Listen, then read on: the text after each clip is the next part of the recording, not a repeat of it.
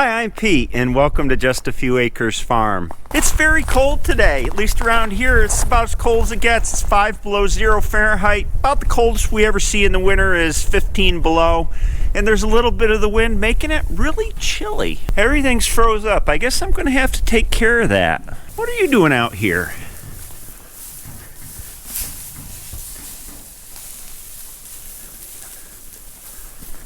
These calves are getting so big they can barely get back through the bars. Come on, fatty. There you go.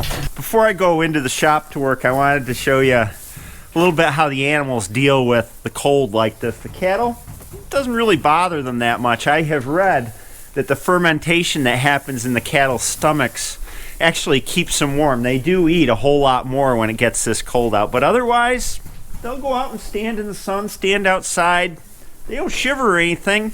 They seem to do just fine. And as for the pigs, hi Brownie. Well, the little sausages spend the day under their heat lamp. And they come out and see Mom and snuggle with Mom. Right, Mom?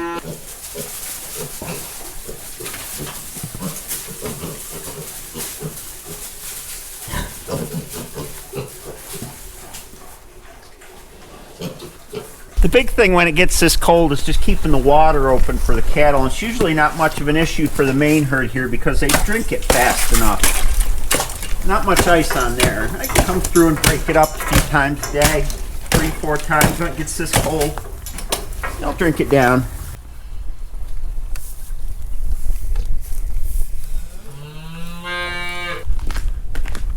Howdy, piggers. You're all huddled up in the hay. Yesterday afternoon, I knew it was going to get cold, so I threw a couple bales of hay in the corner where their bed is here, and they just burrow down into the hay and keep warm that way. They're mostly buried from what I can see. Hiya, roaches. You guys stay snug in there today. No reason to come out except to eat and drink. And we threw our Christmas tree in their pen to keep them busy. Just give them plenty of feed and water. Their water is not an issue when it gets cold out. There's a tank heater in there. And when they put their mouth on the nipple drinkers, it warms up the nipple drinkers so water flows through them. And they're all coming out to get a bite to eat. The winter farmers market started, and Hillary's taking care of the winter market on Saturday, so she's off at market today.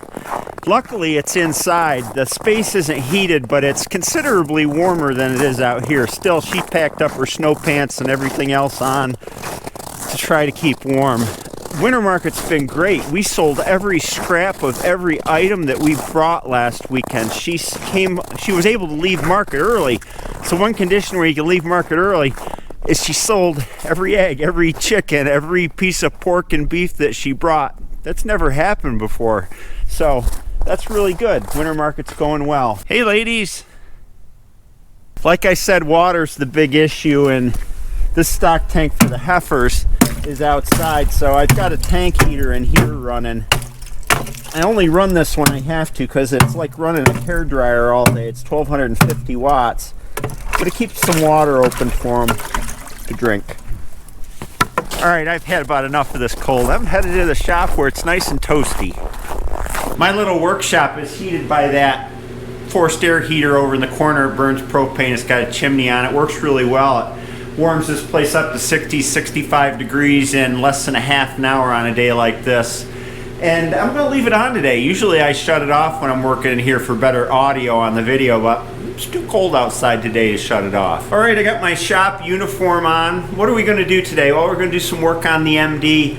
I spent yesterday afternoon cleaning off the big case for the transmission. I think this thing is a work of art. It's one big casting and it's pretty cool. It's like a sculpture standing there. I went over it with the grinder and cleaned all the paint off yesterday when I could open the doors to the shop and let the dust out.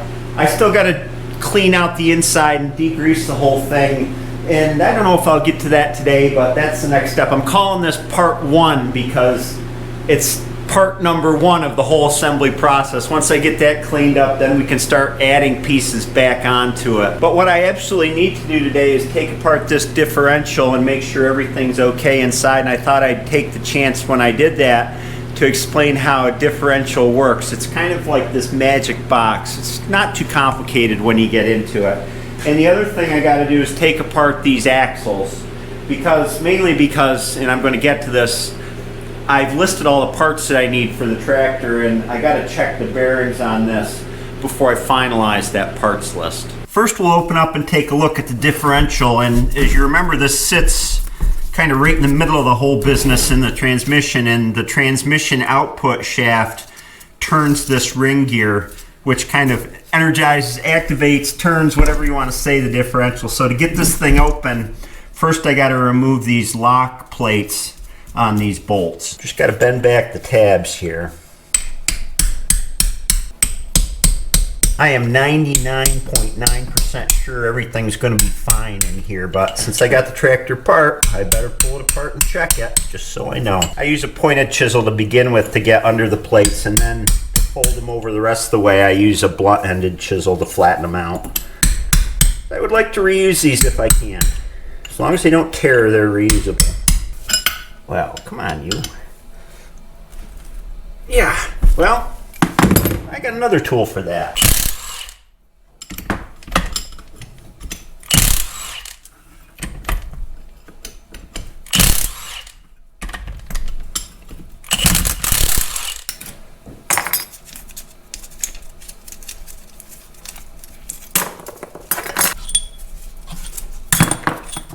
All right, let's see in here. There is the ring gear. That's in fine shape. Yep, there we go. Differentials are tough to describe how they operate, so I'm going to do my best here. And we'll just take some pieces out and start with just, if it were just this, without these pinion gears. These are bevel pinion gears in here. That's what they're called. This is a differential case. Now remember that the ring gear is mounted to this case, so when the ring gear is driven by the transmission, this whole case is turning. It's turning as one unit, but each side of the case inside is not connected to the case. So these bevel gears in here, see, they're separate from the case, but they're rigidly connected to each axle through this spline. So the axle runs out from here all the way out to the wheel. So the axle's rigidly connected to each of these gears, one for each side. So we put it back together and realize that even though the case is spinning, the axles aren't necessarily spinning because they're separate units. So what makes them spin? The answer to what connects these two free spinning bevel gears to the housing here that's spinning, remember, is this assembly that fits in the middle. And these are called bevel pinions, and when I call something a pinion gear, it just means that it's driving a larger gear. So it's got a bevel shape, it's a small gear driving a big gear, so it's a bevel pinion gear. Now these guys can drive the gears on either side, so the teeth that are sticking up here mesh with this gear when the case is together. These shafts that are coming out here connect the gear down in here that's connected to the axle to this case. So when this case is spinning, this is holding it together and driving this gear. The action of these gears is what causes the differential rotation of the wheels. And that's why it's called a differential, because when you're making a turn on a vehicle with four wheels and the two rear wheels are driving the vehicle, those two wheels need to spin at different rates while you're making the turn. The inside wheel is turning slower than the outside wheel to make that turn. If the two wheels were fixed together and turning at the same rate, you wouldn't be able to turn very easily because the wheels would fight the steering that's happening in the front of the vehicle, the tractor. So what these gears do is when you put this together and you're going, say you're going straight on the tractor, these gears are not turning because the torque being required by the wheels is the same. You're going straight. So these aren't turning, and both of these in the housing here, when I close it up, are turning at the same rate. So the bevel gear's driving the case is spinning, and both wheels are turning at the same rate. And this whole assembly in here is not spinning around. It's not doing this at all. What happens when you encounter a turn is that the differential is a torque equalizer. It sends torque equally to the wheels, so when you have that one wheel that wants to spin faster, it allows that to happen by these gears spinning. That's about as simple as I can make it.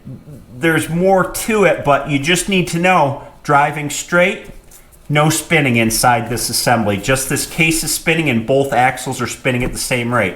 When you're in a turn, this starts spinning to equalize torque to the wheels, and then you get a differential rotation of each axle to take you through that turn. Where differentials fail on old ones and where limited slip differentials come in is when you're on ice or you're on a slippery, watery surface or something like that, because the differential is always trying to equalize the torque to the wheels. That wheel that doesn't require very much torque to spin, the wheel that's sitting on ice, will be the one that limits how much traction you can get. It's only going to pull the other wheel at the same amount of torque as that wheel that's spinning, so then you're in trouble, and that's where limited slip differentials with brakes on both sides to control how much one wheel or the other slips come into play. But these old tractors don't have any of those gizmos. And then, of course, the third case is you have a locking differential where there's a mechanism in this differential to lock these gears in place so they can't spin. And that's something you need if you're operating a tractor on slippery ground. You got problems with one wheel spinning but not the other. If you lock up the differential, then you can send more power to that wheel that's actually got traction. It's about as simple as not. But that's my explanation. You gotta rewind it and watch it a couple times. Hopefully it'll be clearer. So having taken all this apart, everything is fine. I'm just looking for excessive play on the shafts or on the gears, chipped teeth, you know, some kind of lack of smoothness in the travel, and it's all fine. I'm just going to put it back together, and it's going to go in the parts washer before I put it back in the tractor, and I'll take it apart and clean it up. The next job I got to do is pull these axles apart so I can finalize my parts order. I don't particularly like working on the floor, but I guess that's the way it's going to be. First we're going to take off this outside bearing retainer, and it's got a set of seals in it as well. Break that loose.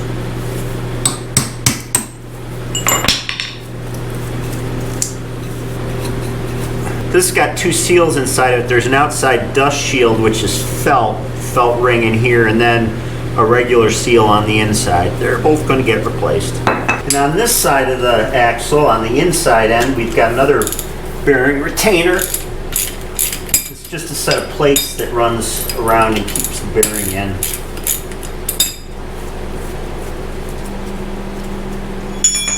Oops.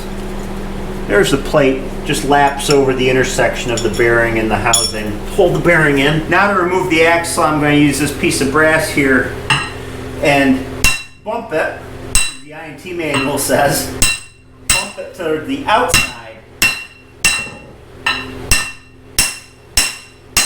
There it goes. Then we'll take the housing away, and there is the axle and the outer bearing. And then to get the inner axle out of its housing here, I don't have a long enough drift, so I'm just going to use a piece of all thread and drive on the outer race of that, and just should just come right out. There. So now we've got a bare housing to clean up. There.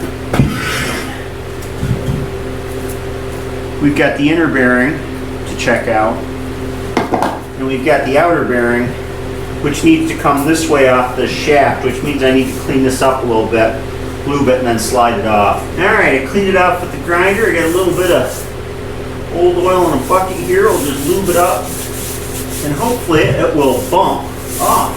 And now, you know, when you drive on a bearing, you want to drive on the race that's got friction on it. We don't want to drive on that one or we put stress on the bearing. I can't always do that with the tools that I have, but in this case I can. Oh, that was easy enough. There's the bearing. in the big honking axle. These are the two bearings from that axle. This is the inner bearing and this is the outer bearing, and they both have shields on one side. These shields aren't oil tight, but they do slow it down. So the way the outside one works is it fits on like this inside the axle housing, and there's a grease zerk here, and so it lubes from this side of the bearing with grease in here. And this shield helps to keep the grease in the bearing. And then on the inside you've got the rear end oil lubricating from this side, lubricating these balls coming down the trough in the transmission, and this helps hold the oil in the bearing. Again, oil does get in the axle housing. I know it does because it was leaking out of the end of the axle housing with the bad seal in it. Now we just repeat the process for the other axle. Alrighty, ready to bump this out. Now, which way does it pump out? That reminds me, I read in an article that there's 3 signs of old age, and the first is memory loss, so that makes sense. I don't remember what the other 2 were. It goes from this side, I think. No, it goes from the other side.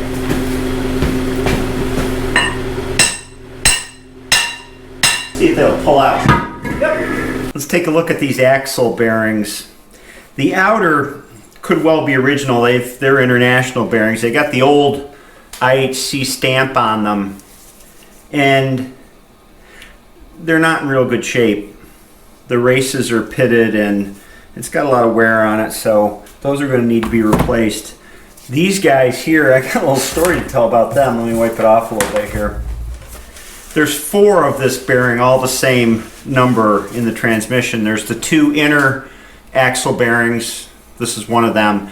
And then the bearings on the differential, the 2 bearings on the differential are the same size and type as these. Well, I got pricing on them, and these bearings run $125 to $150 a piece if you can get them. They're on back order.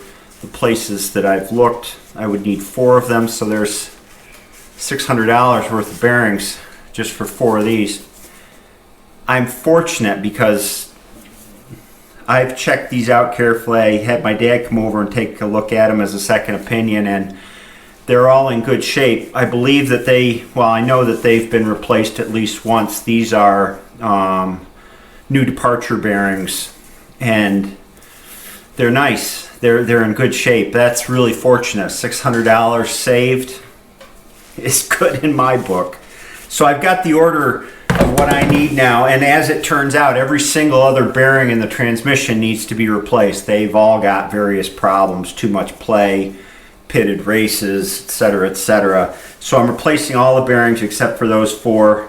All new seals, new gaskets, and I should have those parts. If I order them on Monday, I should have them middle to end of next week. So in the meantime, I can keep cleaning pieces so that everything's ready to go back together when I get the parts. And when it comes to cleaning parts, I really don't have a quick way. I use a grinder with a knotted wire brush on it, an angle grinder, and I go over and take the paint off. I do it with the doors and windows open with a mask on. It's a little tough to do when it's this cold out. And then after I've done that, I clean out the inside, and I just use parts washer solvent, and the solvent I use is Tractor Supply, their standard brand. I can't remember what it's called, but I spray them down and I kind of work away at the sludge, and luckily this transmission case is pretty clean, but when I get to things like this torque tube here, I'm going to have a lot of time in grinding off the outside. It's covered with grime, and then the inside is really dirty. Probably just shows up as black on the camera. It's all crusted grease from the clutch. So it's a dirty process. There's really no way around it in my book. I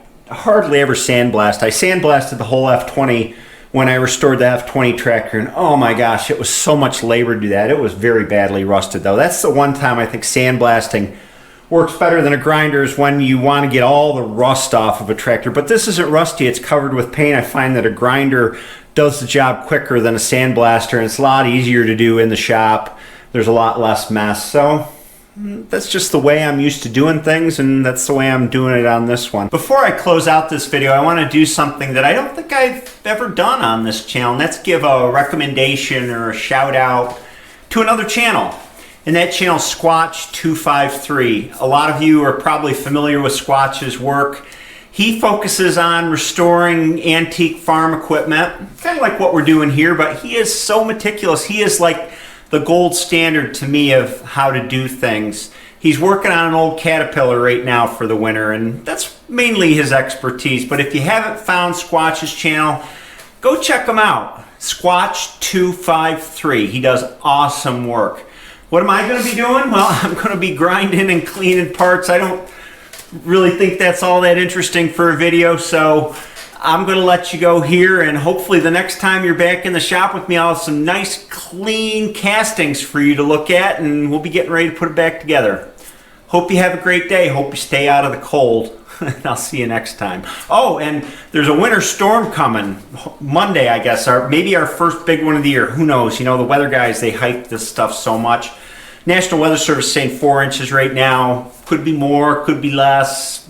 I don't know. Snowstorms always make things interesting around here. So if you're in the path of the snow, you know, stay safe, drive slow, all that. And snow always makes for an interesting video. So maybe I'll see you next time with that one.